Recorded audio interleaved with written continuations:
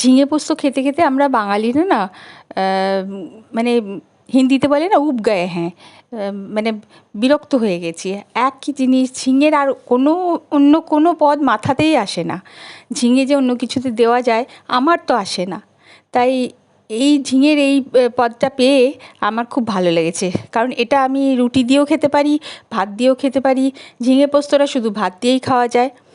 তো চলুন আজকে বানানো যাক সেটাই। খুব সহজ একটা রেসিপি। ঝিঙেগুলো তো কুচি কুচি করে আগে কেটে রাখা হয়েছে। ঝিঙে থেকে জল বেরোয়, যতই বড় কাটো সেটা ঠিক গলে যাবে। এবার সাদা তেলে আমি একটু কুচি করে রাখা পেঁয়াজ দিলাম। এগুলো কিন্তু খুব লাল করে ভাজবো না, এগুলো হালকা সটে করব শুধু। পেঁয়াজ দিলাম, তারপরে কতগুলো কাঁচা লঙ্কা একটু ভেঙে ভেঙে দিয়ে দিলাম, গোটা গোটা রসুনগুলো দিয়ে দিলাম। মানে অতি সহজ রান্না, এর থেকে সহজ রান্না বোধহয় হয় না, আর এর থেকে টেস্টি আর হয় না। মানে আপনি বলতে পারেন যে এটা রেস্টুরেন্টের টেস্টেও এসে যাবে। গোটা আদা খানিকটা টুকরো একটুখানি ওর মধ্যে তেলের মধ্যে ছেড়ে দিলাম, খানিকটা নাড়াচাড়া করে কয়েকটা কাজু এর মধ্যে দিয়ে দিলাম। পোস্ত চাইলে পোস্তও দিতে পারেন, কিন্তু পোস্ত তেলের মধ্যে দেওয়ার পরে আর পিষতে অসুবিধা হয়ে যায়।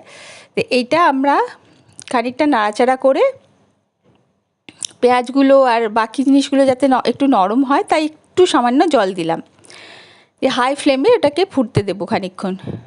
আর ওদিকে একটা ছোট মিক্সি জারে আমার ঘরে পাতা দই ছিল, আপনার কাছে যে দই আছে সেই দই 2 টেবিল চামচ মতন দই আমি একটা মিক্সি জারে নিলাম। এটা একদম ফ্রিজ থেকে ঠান্ডা ঠান্ডা বের করেছি, কারণ এই যে পেঁয়াজ রসুন আদা লঙ্কা এগুলো ভাজা হচ্ছে, এইগুলো একটুখানি সেদ্ধ হয়ে গেলেই এই তেলটা থেকে তুলে নিয়ে, তেল জল সব একসঙ্গে আছে, জলটা একটু কমে গেলে এগুলো এবার তুলে নিয়ে আমি মিক্সিতে দিয়ে দেবো। তো এটা তো গরম গরম পেশা খুব মুশকিল হয়ে যায়, তাই ঠান্ডা দইটার আগেই আমি নিয়ে নিয়েছি, তার মধ্যে এগুলো নিলাম। তো এগুলোর একটা মিহি পেস্ট বানিয়ে নেব। এখন ওইটার মধ্যে তেল তো ছিলই খানিকটা, তার মধ্যে দিলাম কাশ্মীরি লঙ্কার গুঁড়ো, একটু হলুদ গুঁড়ো আর ওই পেস্টের মধ্যে সমস্ত কিছু মশলা আছে, আর কিছু দেওয়ার দরকার নেই। পেঁয়াজ আদা রসুন লঙ্কা সবই দেওয়া আছে। মিক্সি ধুয়ে জলটাও দিয়ে দিলাম, মশলা নষ্ট করা যাবে না। এবার এটাকে একটু ফুল ফ্লেমে এটাকে, দই আছে সেহেতু খুব সাবধানে এটাকে রান্না করতে হবে। একটু চিনি দিয়ে দিলাম, আর দেবো এখন কিচেন কিং মশলা। আপনার কাছে যা মশলা আছে, মানে ধনে জিরে নয়, নর্মাল ধনে জিরে নয়, কসুরি মেথি একটু দিলাম গুঁড়ো করিনি আমি, প্যাকেট থেকে সোজা দিয়ে দিয়েছি। মানে যেটা বলছিলাম, মানে আপনার কাছে যেটা একটু অন্যরকম খাবার বানানোর হয় না, পাওভাজি মশলা, চানা মশলা, এই ধরনের কোনো মশলা যদি থাকে, আমি চিকেন মশলা মিট মশলা যা থাকবে সেগুলো দিতে পারেন। দিয়ে ওইটাকে খানিকটা কষে নিয়ে মশলাটাকে তার মধ্যে ঝিঙেটা দিয়ে দিলাম। আর ঝিঙে থেকে যেহেতু জল বেরোয় সেহেতু ঝিঙেতে জল দেওয়ার কোনো দরকার নেই।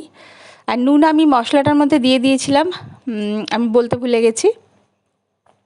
তো নুনটা ওতে দেওয়াই আছে, সেহেতু ঝিঙে থেকে প্রচুর জল বেরোবে, তো সেই জলেই এটা রান্না হবে। এবার এটাকে ঢেকে দিয়ে প্রথমে তো ফুল ফ্লেমে রান্না করতে হবে, কারণ ঝিঙের জলটা শুকোতে নইলে অনেক দেরি হয়ে যাবে। এর থেকে দেখুন কত জল বেরোচ্ছে আস্তে আস্তে, ঝিঙেটাও নরম হচ্ছে। প্রথমে ফুল ফ্লেমে রান্না করবেন, তারপরে ফ্লেম কমিয়ে দিয়ে আস্তে আস্তে, যখন জলটা শুকিয়ে যাবে ফ্লেম কমিয়ে দিয়ে আস্তে আস্তে, তারপরে রান্নাটা জলটা খানিকটা কমে গেলে তারপরে আবার বাড়িয়ে দিয়ে এটাকে শুকনো মানে মাখা মাখা করতে হবে, অনবরত নেড়ে নেড়ে। তারপর ঢেকে রাখুন। দেখুন কি দারুণ দেখতে হয়েছে, রেস্টুরেন্টের তরকারির মতো।